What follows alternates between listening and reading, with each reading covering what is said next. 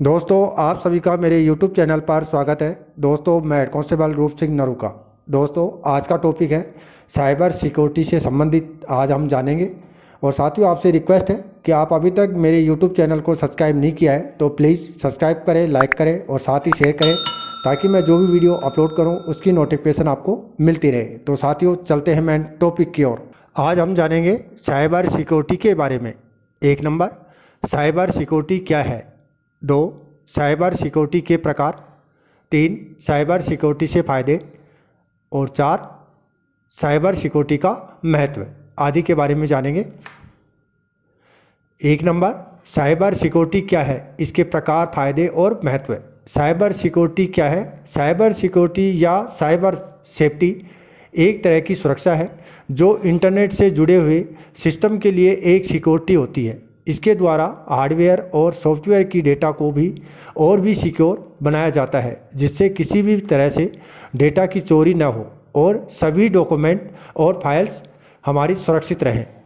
Cyber security 2 शब्दों से मिलकर बना हुआ है, साइबर एवं सिक्योरिटी। मतलब जो कुछ भी हम इंटरनेट, इंफॉर्मेशन या टेक्नोलॉजी, कंप्यूटर, नेटवर्क या एप्लीकेशन या डाटा से संबंधित है, उसे हम साइबर कहते हैं। जबकि सिक्योरिटी का अर्थ है सुरक्षा से संबंधित है, जिसमें system security, network security, application और इंफॉर्मेशन सिक्योरिटी शामिल होती हैं। अब हम जानेंगे साइबर सिक्योरिटी कैसे काम करता है। साइबर सिक्योरिटी के अंतर्गत एथिकल हैकर्स की एक बड़ी टीम होती है जो आपका डाटा चोरी होने, डाटा डिलीट होने या आपके किसी भी डिवाइस को नुकसान होने से बचाते हैं। साइबर सिक्योरिटी में काम करने वाले बुरे लोगों को गलत काम करने से रोकते हैं। इसके अंतर्गत आपके नेटवर्क, कंप्यूटर सिस्टम, किसी प्रोग्राम और आपके डाटा को सिक्योर रखा जाता है। साइबर सिक्योरिटी क्यों ज़रूरी है। Need of cyber security. 1 number, हमारे निजी डाटा जैसे कि इमेज, PDF, टेक्स्ट, डॉक्यूमेंट्स या अन्य किसी भी प्रकार के डाटा जो हमारे कंप्यूटर में रहता है, उसको सुरक्षित रखने के लिए साइबर सिक्योरिटी ज़रूरी है। 2, हमारा ऐसा कोई भी डाटा जिससे सिर्फ हमारा कॉपीराइट होता है, उसे सुरक्षित रखने के लिए साइबर सिक्योरिटी बहुत ज़रूरी है। जैसे कि अगर आपकी कोई कंपनी है, उसके डाटा पर सिर्फ आपका ही कॉपीराइट होता है, तो उसे कोई चुरा ना ले या कोई दूसरा व्यक्ति उसे इस्तेमाल ना कर पाए, इसके लिए भी ये ज़रूरी है। 3, हमारे बैंकिंग और फाइनेंशियल डाटा को सुरक्षा प्रदान करने के लिए भी साइबर सिक्योरिटी बहुत ज़रूरी है, क्योंकि अगर हमारा बैंकिंग डाटा सुरक्षित नहीं रहेगा तो कोई भी हैकर हमारे बैंक अकाउंट से पैसा निकाल सकता है। और आजकल तो इंटरनेट बैंकिंग ज़िंदगी का ज़रूरी हिस्सा बन गया है, इसलिए बैंकिंग और फाइनेंशियल डाटा को सुरक्षित रखना हमारी जवाबदेही होती है। 4, नेशनल सिक्योरिटी के लिए भी साइबर सिक्योरिटी बहुत ज़रूरी है। नेशनल सिक्योरिटी का मतलब है कि आजकल हमारे देश के डिफेंस सिस्टम में भी साइबर अटैक होते हैं। 5, कुछ ऐसे डाटा या इन्फॉर्मेशन भी होती हैं जो बहुत आवश्यक और संवेदनशील होते हैं, जैसे कि आजकल सरकारी दफ्तरों में भी ज़्यादातर काम इंटरनेट के द्वारा ही किया जा रहा है। अगर किसी सरकारी दफ्तर का डाटा लीक हो जाता है तो उसमें भी बहुत भारी नुकसान हो सकता है। अतः इस प्रकार के डाटा को सुरक्षित रखने के लिए भी साइबर सिक्योरिटी बहुत ज़रूरी है। साइबर क्राइम के प्रकार। अब जानेंगे हम साइबर क्राइम किन किन से होता है। 1 नंबर, हैकिंग। इस प्रकार के साइबर क्राइम में हैकर प्रतिबंधित क्षेत्र में घुसकर किसी दूसरे इंसान के पर्सनल डाटा और सेंसिटिव इंफॉर्मेशन को एक्सेस करते हैं। बिना उस इंसान की अनुमति के प्रतिबंधित क्षेत्र किसी का पर्सनल कंप्यूटर यानी PC, मोबाइल या कोई online bank account, net banking हो सकती है, जिसको हम हैकिंग कहते हैं। 2, साइबर थीफ। इस प्रकार के साइबर क्राइम में हैकर किसी कॉपीराइट कानून का उल्लंघन करता है या साइबर अपराध का एक हिस्सा है, जिसका अर्थ है कि कंप्यूटर या इंटरनेट के माध्यम से की गई चोरी। इसके अंतर्गत पहचान की चोरी, पासवर्ड की चोरी, सूचना की चोरी, इंटरनेट समय की चोरी आदि शामिल होते हैं, जिसको हम साइबर थेफ्ट कहते हैं। Cyber stalking. यह cyber crime social media sites से ज़्यादा देखने को मिलता है। इसमें स्टॉकर किसी इंसान को बार बार गंदे मैसेज या ईमेल करके उसे परेशान और उत्पीड़ित करता है। इसमें स्टैकर अक्सर छोटे बच्चों और ऐसे लोगों को अपना शिकार बनाते हैं जिन्हें इंटरनेट की ज़्यादा जानकारी नहीं होती है। इसके बाद स्टैकर उस इंसान को ब्लैकमेल करना शुरू कर देता है, जिससे इंसान की ज़िंदगी काफ़ी तकलीफदायक हो जाती है। नंबर 4, आइडेंटिटी थीफ यानी डाटा की चोरी। इस प्रकार का साइबर क्राइम आजकल काफ़ी ज़्यादा देखने को मिलता है। इसमें हैकर उन लोगों को टारगेट करते हैं जो ऑनलाइन कैश ट्रांजैक्शन और बैंकिंग सर्विस जैसे गूगल पे, फ़ोनपे, पेटीएम का इस्तेमाल करते हैं। हैकर्स किसी इंसान का पर्सनल डाटा जैसे account number, debit card detail, internet banking details आदि जानकारियाँ किसी से तरह से हासिल करके उसका सारा पैसा निकाल लेते हैं, जिससे उस इंसान को काफ़ी ज़्यादा आर्थिक नुकसान का सामना करना पड़ता है। 5 नंबर, मैलिशियस सॉफ्टवेयर। ऐसे बहुत सारे खतरनाक सॉफ्टवेयर हैकर द्वारा बनाए जाते हैं तो किसी भी इंटरनेट से कनेक्ट कंप्यूटर या मोबाइल के डेटा को न सिर्फ चुरा सकते हैं बल्कि उसे डिलीट भी कर सकते हैं। साथ ही इन सॉफ्टवेयरों की मदद से हैकर आपके पूरे सिस्टम को क्रैश कर सकते हैं। ये सॉफ्टवेयर कई प्रकार के होते हैं जैसे मालवेयर, स्पाईवेयर, वायरस और रोनोसमाइवेयर तथा वॉर्म।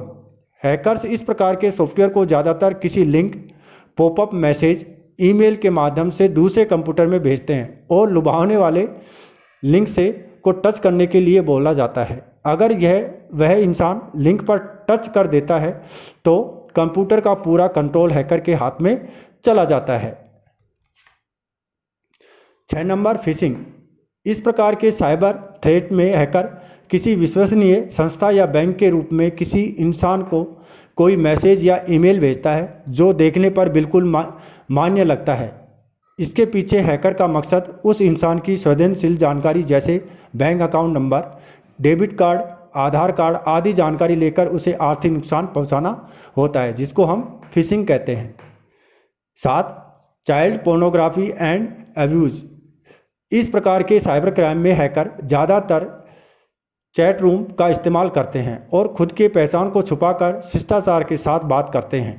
छोटे बच्चों या आवश्यक लोगों के यानी नाबालिग को ज़्यादा जानकारी नहीं होती है और धीरे धीरे हैकर बच्चों को चाइल्ड पोर्नोग्राफी के लिए बाधित करते हैं। इसके अलावा बच्चे डर की वजह से अपने माता पिता को कुछ बता भी नहीं पाते हैं।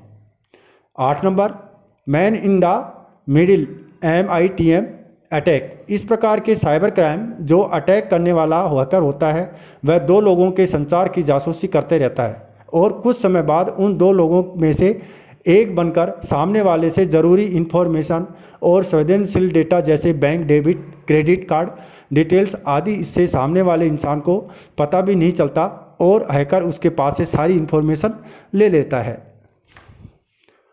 9 नंबर है डिनाइल ऑफ सर्विस, जिसको हम डोस अटैक के नाम से जानते हैं। डोस अटैक का मुख्य उद्देश्य किसी नेटवर्क या वेबसाइट की ट्रैफिक को कम करना एवं अटैक में हैकर किसी नेटवर्क या वेबसाइट को अचानक से बहुत ज़्यादा ट्रैफिक लाकर नेटवर्क सिस्टम को कमज़ोर कर देता है। इसके साथ ही जो बहुत सारे सर्वर्स होते हैं जैसे ईमेल, याहू, हॉटमेल आदि, इनमें से जब अचानक से बहुत ज़्यादा ट्रैफिक आ जाएगा तो कोई भी यूज़र अगर लॉगिन करके जाएगा तो यूज़र उस सर्विस को यूज़ नहीं कर पाएगा, यानी सर्वर को अटैक करता है। डोस अटैक मालवेयर है। स्पूफिंग, इस प्रकार के साइबर अटैक में हैकर की अन्य इंसान की पहचान, आइडेंटिटी का इस्तेमाल करके किसी बड़े सर्वर या बड़ी कंपनी के सिस्टम में अटैक कर सकता है। इस अटैक का सहारा लेकर कोई हैकर किसी की ज़िंदगी बर्बाद कर सकता है। सलामी स्लिंग अटैक, सलामी स्लाइसिंग अटैक को सलामी धोखाधड़ी भी कहते हैं। ऐसे साइबर क्राइम में साइबर अपराध बहुत सारे छोटे छोटे अटैक करके एक बड़े अटैक को अंजाम देता है। हमलावर ग्राहकों की जानकारी जैसे बैंक, डेबिट कार्ड के डिटेल का इस्तेमाल करके बहुत छोटी मात्रा में पैसे को कटौती करते हैं। बहुत कम मात्रा में पैसे की कटौती होने की वजह से ग्राहक स्लिंग से अचानक अनजान रहते हैं और इसकी शिकायत भी नहीं करते हैं, जिससे कि हैकर का पता नहीं चल पाता है। यह केवल समय समय पर छोटे वेतन वृद्धि से लाभ प्राप्त करने की एक रणनीति होती है। अब बात करेंगे साइबर सिक्योरिटी के प्रकार। साइबर सिक्योरिटी में यूज़र को नेटवर्क की अलग अलग परतों में अलग अलग सुरक्षा प्रदान की जाती है। ऊपर बताए सभी अपराध ऑनलाइन किए जाते हैं और उन्हें रोकने के लिए 6 सर्वश्रेष्ठ साइबर सुरक्षा कुछ इस प्रकार से हैं। एक number, network and gateway security. इसे नेटवर्क की पहली परत कहा जा सकता है। आपने कंप्यूटर में फायरवॉल यानी आग की दीवार का नाम तो ज़रूर सुना होगा। यह एक नेटवर्क के लिए ऐसी दीवार होती है जो सिर्फ सुरक्षित चीज़ों की प्रवेश करने की अनुमति देती है तथा असुरक्षित थ्रेड्स यानी वायरस को बाहर रखती है, जिसका नाम है फायरवॉल। ये हमारे कंप्यूटर, डेस्कटॉप कंप्यूटर या टैबलेट में मौजूद रहता है। इसको हम हमेशा एक्टिव करके रखें यानी ऑन करके रखें।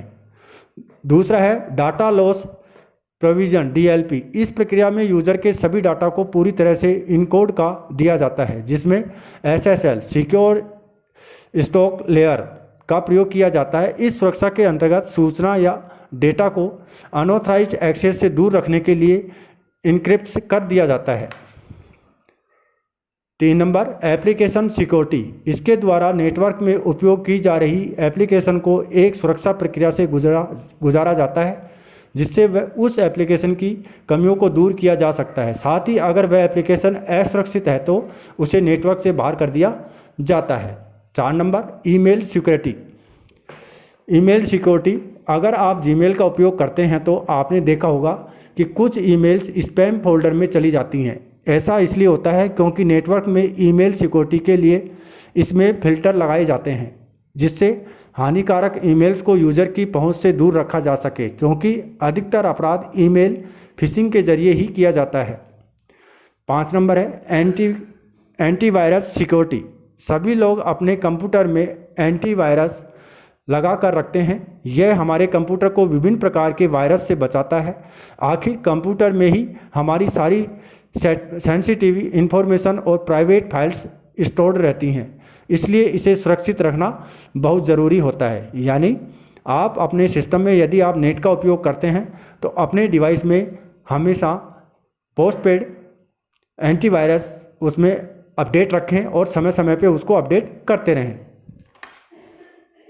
6 नंबर, नेटवर्क एक्सेस कंट्रोल। इसके द्वारा अनऑथराइज्ड उपयोगकर्ताओं और उपकरणों को नेटवर्क से बाहर रखने का कार्य किया जाता है।